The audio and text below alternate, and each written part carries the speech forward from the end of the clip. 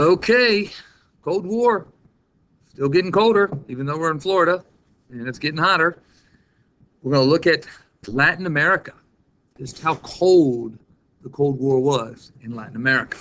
Now, if you've noticed, we talked about Europe, and we talked about Europe, a lot of things revolved around Germany. We talked about Asia. A lot of what happened in Asia revolved around Korea and Vietnam. When we talk about the Cold War in Latin America, we're going to focus on one particular country. I don't know if you recognize this gentleman here with the beard and the cigar. That is Fidel Castro, and he was the communist dictator of Cuba. So when you think Cold War in Latin America, there's only really one nation to think of, and that's going to be Cuba. And when you think of Cuba, there's going to be two big events.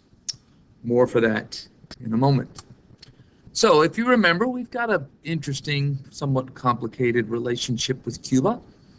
You remember in the Spanish-American War, we had stepped in to help the Cubans get rid of the Spaniard colonizers. We had stepped to help them. And then when it was over, we had used the Platt Amendment. Remember, Cuba lies flat like Platt. And we made them our protectorate, which basically said, we're not going to let you squander your freedom.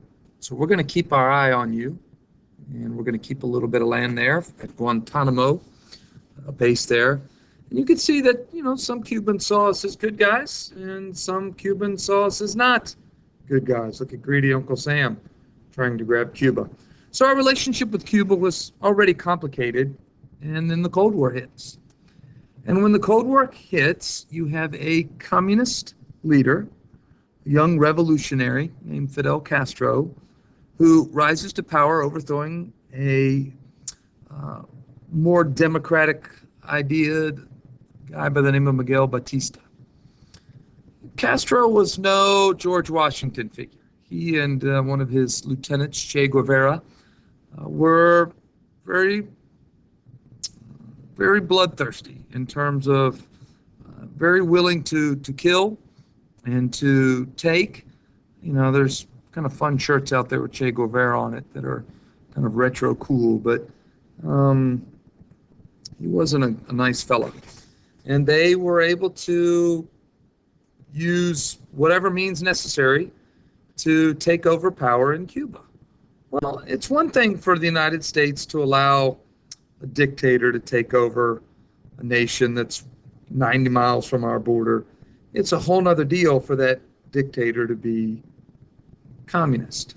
Remember all the problems we had when we thought about who lost China because of how many people China had? Well, now we're scared, not because Cuba's very big, but Cuba's close. And we don't want Castro and Khrushchev holding hands right off our borders.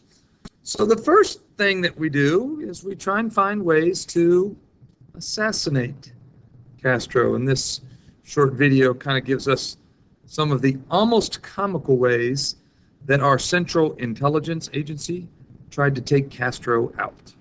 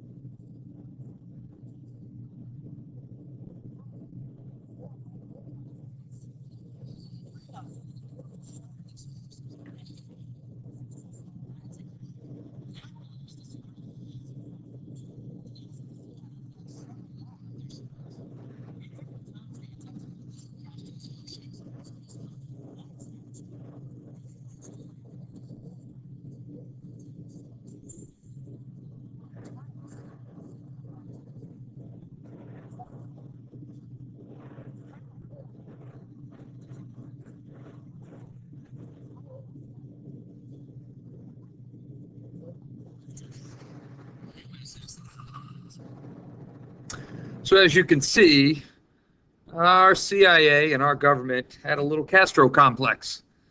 And we couldn't get rid of him with assassination. And so America's desire to get rid of this communist leader went even more extreme and comical. The Bay of Pigs. Now, when you hear Bay of Pigs, that doesn't sound like a very glorious name, and it's not going to be a very glorious idea, and the execution is going to be even worse. John F. Kennedy and the CIA decided to enact a plan that had been thought of during the Eisenhower administration, and this plan was going to be taking some Cuban exiles, people who were in Cuba and were forced out by Castro. Maybe their family members had been imprisoned. Regardless, there was lots of exiles living in America, lots of them in Miami, and the CIA began to train these exiles as soldiers.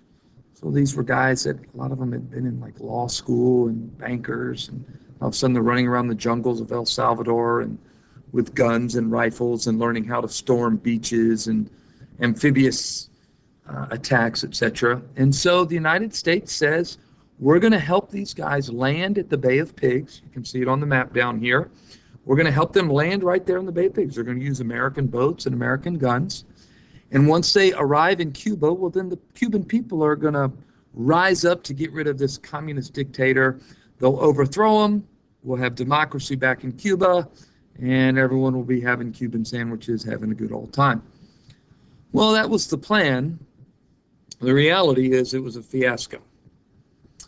First, John F. Kennedy, who had promised that we would send air cover, airplanes to fly over the exiles as they were storming the beaches, at the last moment chickened out and decided not to allow the American planes to fly overhead because it would have been seen as basically an act of war against Cuba. Another example of how poorly this was planned was some of the Cuban boats ran aground on a coral reef that was off the coast of the Bay of Pigs.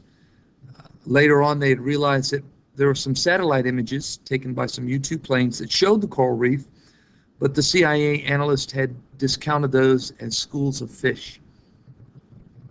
Just going to let that sit out there for a minute. So regardless, the attempted landings at the Bay of Pigs were thrown off, unsupported. The exiles were captured, some were killed, many were arrested. And the interesting thing is Castro kind of went up to them almost fatherly and was like, hey guys, how's the revolution going? You know, and these guys were thinking that, you know, they're going to be executed, but Castro treats them as just, you know, naughty teenagers. And as a result, Kennedy looks like a fool.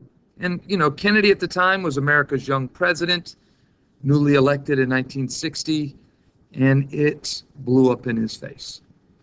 Well, the Bay of Pigs, huge embarrassment, got a little scarier when in 1962, a U-2 spy plane took a few pictures and realized that there were Cuban missiles. Well, I guess more correctly, there were Soviet missiles in Cuba. And these missiles were the nuclear, could land anywhere in the United States and blow up cities type of missiles. Khrushchev had promised that that was not the case, but here it was. Missiles close enough to destroy any American city. Well, Kennedy realized that that's not doable. We can't have missiles close enough to attack U.S. cities. And so he began to try and formulate a plan for how to get them out. Now, many of his advisors, his military advisors, wanted us to invade Cuba immediately. They wanted us to bomb and destroy these missile sites before they were operational. Kennedy realized, though, that if we had done something like that, it would have brought the Soviets in to protect their ally in Cuba. Just like we had said we would do the same thing if the Soviets had tried to take East Berlin. Remember, John F. Kennedy said, I'm a jelly donut, ich bin ein Berliner, as a way of saying, listen, Soviets, you can't grab West Berlin. We're going to protect it. Well, we realized that the Soviets were saying, you can't have Cuba. We're going to protect that. And so there was some very, very tense moments as the United States tried to decide, what are we going to do about the missiles in Cuba? And Kennedy went back and forth with a lot of ideas. And finally, he decided, we're going to blockade. Actually, he used the word quarantine. Blockade sounded a little too militaristic. And so we're going to quarantine. We're going to keep ships, Soviet ships, from landing in Cuba. Well, that's not easy to do. How do you keep a ship in the middle of an ocean from moving? Well, you got to put your ship in front of it. And if your ship runs into our ship, we play a game of chicken, a nuclear game of chicken. Well, that might not go so well.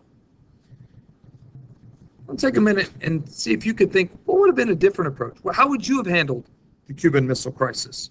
What would you have done with those missiles? Regardless, we had what people referred to as the 13 days. There's a good movie out there about the Kennedy brothers. You can see this very, very important picture. John F. Kennedy and his younger brother, Robert F. Kennedy. And, remember the Kennedys had failed with the Bay of Pigs? He had listened to a lot of CIA military advisors. And so Kennedy kind of played this one, a lot of it on his own.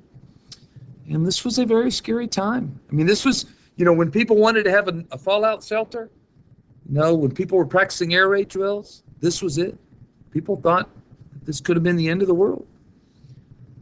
At the last minute, the Soviets backed down. I think Khrushchev realized, man, we're about to end the world here. And the United States basically said, look, if you take the missiles out of Cuba, we promise no more messing with Castro. We won't overthrow him. We won't try and take over the country. We'll just lay off Cuba. And there was a little bit of a side deal with some missiles that we actually had in in Turkey. But we saw that this kind of ended with a whimper. But we realized that it could have ended with a big bang. It was soon after that they installed the famous red phones, a hotline directly between the United States and the Soviet Union. There was actually a time where the United States was practicing some nuclear drills, and we forgot to tell the Soviets, and they didn't realize it was a drill. Things were getting pretty hairy in the Cold War. But we were able to get out of it. We were able to both save face just enough before we had destroyed the world. Another example of how the Cold War was fought in Latin America, a little nicer version, was John F. Kennedy's Peace Corps. Kennedy was famous in some ways for trying to create some good in the world. His famous speech, ask not what you can do for your country, but what your country can do for you. Nope, sorry, got that backwards. Ask not what your country can do for you, ask what you can do for your country. Very famous quote. And one of the ways we did this is we started the Peace Corps. We sent some of our best and our brightest around the world to win the hearts. Teaching people to read, digging wells, making better villages. Ways that the Peace Corps, not the Marine Corps, could help in Latin America. But at the same time we're doing that, the CIA was using what they referred to as Operation Condor. Over about a 25-year period, we helped multiple Latin American countries, mostly Argentina, but also Paraguay and some others, basically assassinate people that they thought might cause problems in their government, whether they're potential socialist, communist, anarchist, or just people they didn't like. You can see a car that has been blown up here, they exterminados. These are pictures of people who were killed in some form or fashion during Operation Condor. But it was basically the United States involving itself in doing what it could to prevent communism from entering the Western Hemisphere. I mean, you go all the way back. You've got the Monroe Doctrine. You've got the Roosevelt Corollary. You've got Teddy Roosevelt starting a revolution in Colombia-owned Panama. We've had a very interesting history. Remember how we dealt with Mexico and their revolution in Pancho Villa? Last but not least was a very interesting moment in the 70s and 80s. So the Contras were a group of revolutionaries who were fighting Sandinistas. So Sandinistas were the communist, Contras were the not-communist, and we wanted to help them.